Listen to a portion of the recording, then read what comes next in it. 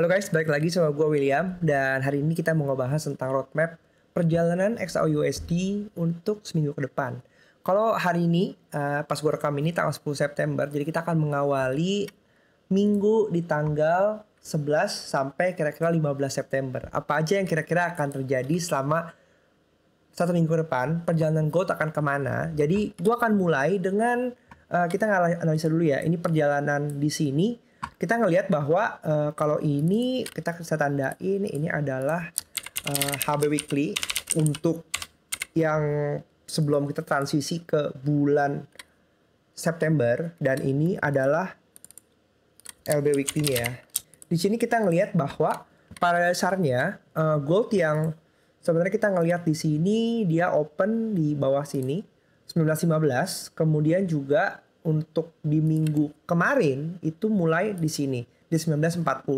Mungkin banyak orang yang akan mulai terkecoh ya, kita ngelihat ada dua impulsive candle yang ada di sini. Ini kan dua candle berturut-turut. Jadi orang akan berpikir, wah ini kiranya akan melanjutkan kenaikannya gitu. Tapi kalau kita perhatikan sejak awal minggu gold itu yang sebenarnya kita ngelihat hukum jikanya itu up ya, karena kan open di pas di akhir minggu Agustus itu adalah di 19.15.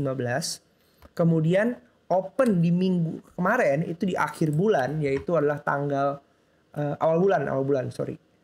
Itu adalah tanggal 4, itu merupakan di 19.40. Jadi orang berpikir, wah ini kira-kira bakal ngelanjutin kenaikan ke atas nih gitu ya. Karena bahkan orang udah sampai mulai ngomongin, wah ini bisa ke 1980 nih gitu. Padahal kenyataannya jauh banget dari angka di sana.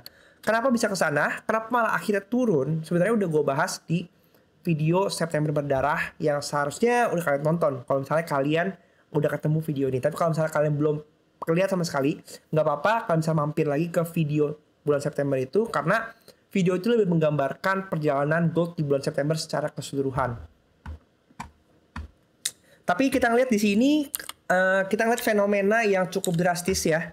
Kalau bahwa di sini kita ngelihat gold itu tidak break LB-nya, bahkan tidak break HB Weekly-nya juga. Jadi sebenarnya minggu lalu gold itu ya relatively sideways, lebih ke sedikit mengambil jalur ke arah bawah, tapi tidak membuat pergerakan anomali. Yang dimana mungkin kita udah berpikir bahwa wah posisi RPS Weekly-nya gold di minggu lalu itu udah mulai kebalik-balik gitu. Tapi toh sebenarnya nggak ada yang di break juga. Hanya menunjukkan pembalikan arah aja nih. Kita ngeliat bahwa dari yang opennya di 1940, closingnya di 1919. Kalau kita turun lagi ke time frame daily sebenarnya, kita bisa ngeliat di sini bahwa secara dari mulai hari Senin ya sebenarnya, hari-hari Senin, ini kan kita ngeliat ada candle doji ya di hari Jumat kemarin, closingnya doji, dan hari Senin dia hanya sempat ngebuat sedikit busur, kemudian tabrak bawah gitu. Mungkin banyak yang berpikir bahwa kalau kita ngelihat di area pivot weekly yang harusnya di area sini, ya kan, ternyata dia dibablas lagi ke bawah lagi. Mungkin ada yang berpikir bahwa posisinya akan seperti ini gitu ya. Makanya orang akan ngejar mungkin di area sini 1980 menjadi area untuk target ya, dimana ini buy side liquidity juga. Tapi kenyataannya enggak. Justru malah dibabat dengan busur yang kecil, dibabat ke bawah. Dan dari Senin, Selasa, Rabu benar-benar candle impulsif. Kemudian Kamis sedikit pullback. Kemudian Jumat yang harapannya bisa menembus balik lagi ke atas, ternyata enggak, malah tutup di closingnya. Ini yang kita ngelihat di hari Jumat kemarin. Kita lihat hukum Jumat yang hukum jikanya itu up ya di area sini. Di area sini. Ternyata malah ditutup ini yang udah di up H4-nya, tapi malah disikat ke bawah dari 29 sampai 19.17. Jadi kalau misalnya ada teman-teman yang berhasil ngambil di area sini, ya kan, karena kita ngelihat di sini di live yang kemarin pun sebenarnya gue udah sempat ngebahas bahwa ini ada area buy side liquidity sweep, dan bener aja itu hanya BSL sweep, liquidity sweep aja, kemudian dibabat ke bawah. Hopefully nggak ada yang nyangkut di area 27, 26, 25-an ya. Tapi gak apa-apa, gak masalah. Kalau misalnya kalian nyangkut di situ, mungkin kita bisa cari jalan keluarnya.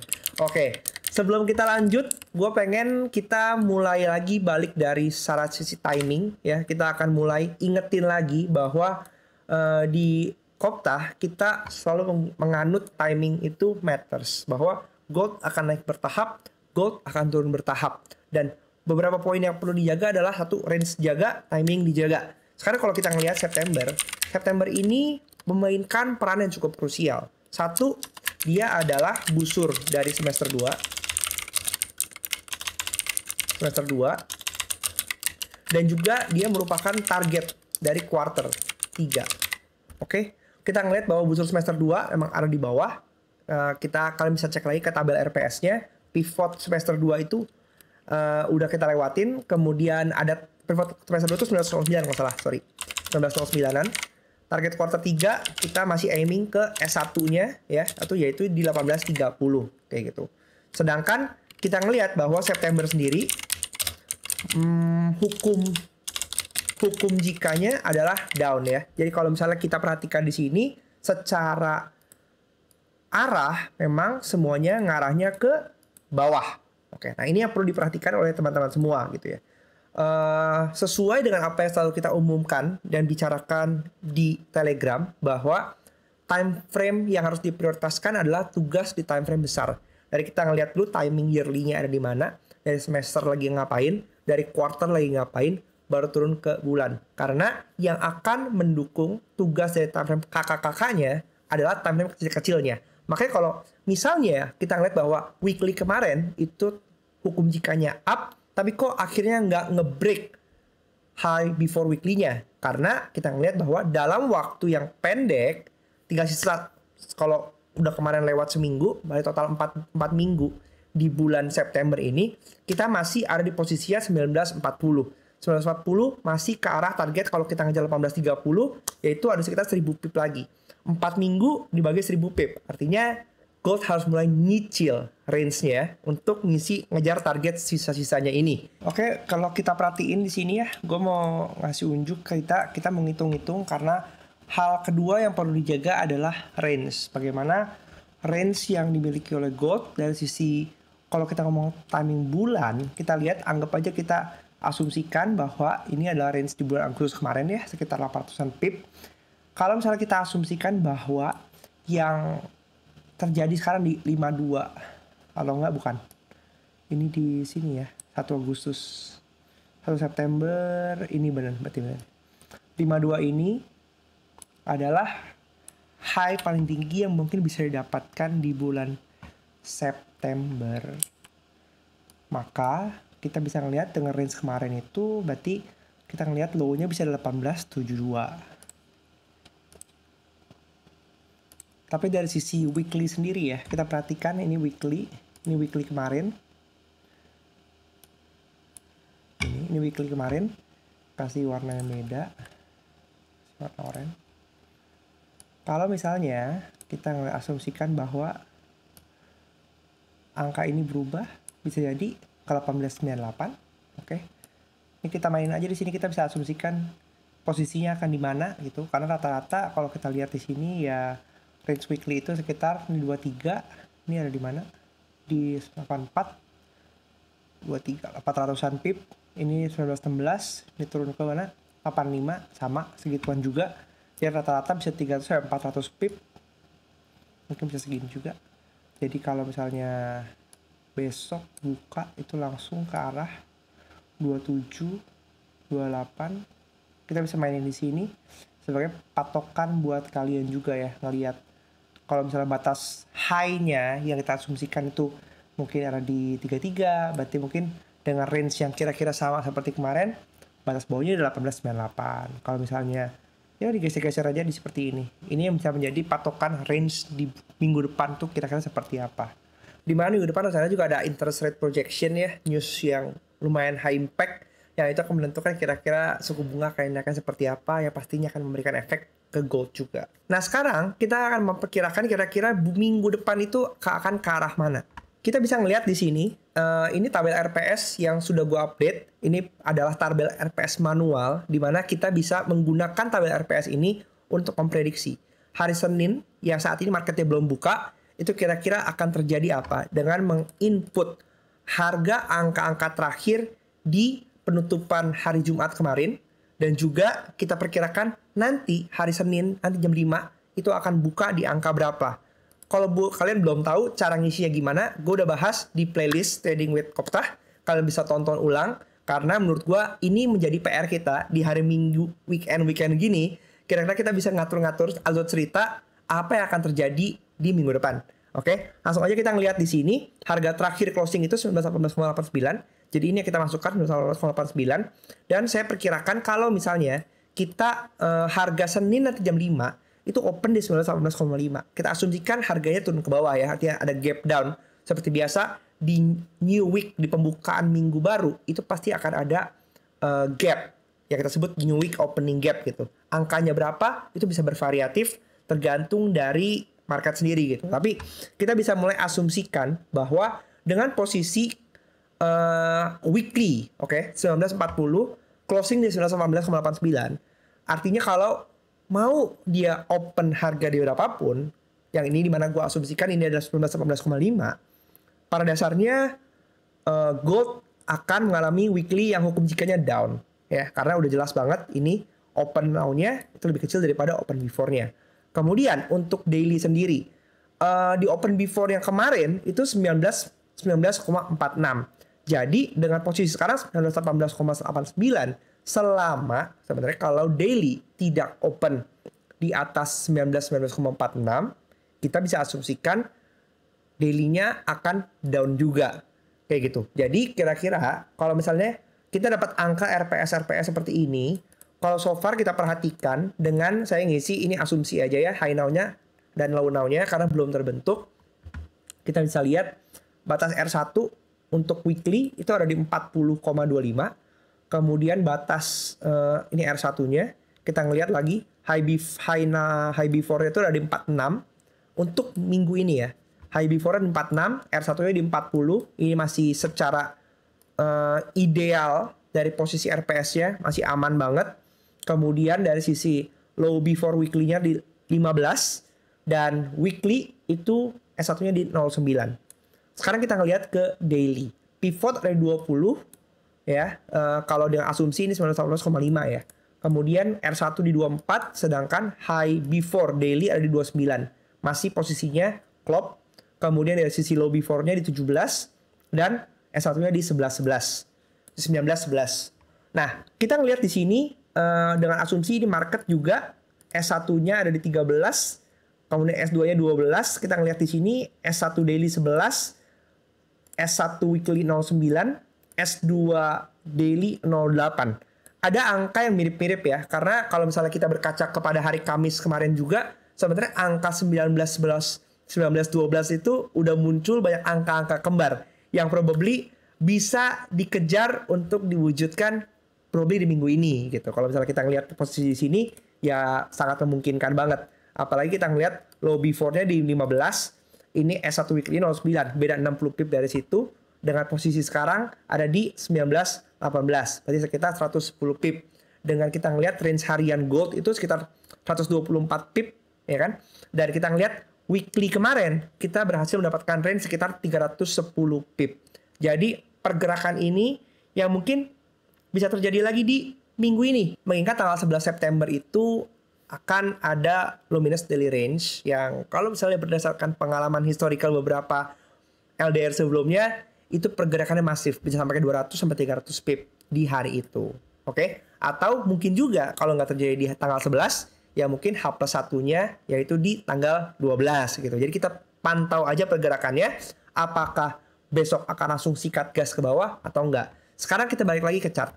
Di sini saya udah mulai mapping ya berdasarkan angka-angka yang tadi sudah kita lakukan. Sebenarnya kita ngelihat di sini, ini adalah area-area cukup krusial di mana ini menjadi area buy side liquidity, tapi di sini juga menjadi area sell side liquidity. Jadi kita akan ngelihat area mana sebenarnya yang mau ditembus duluan.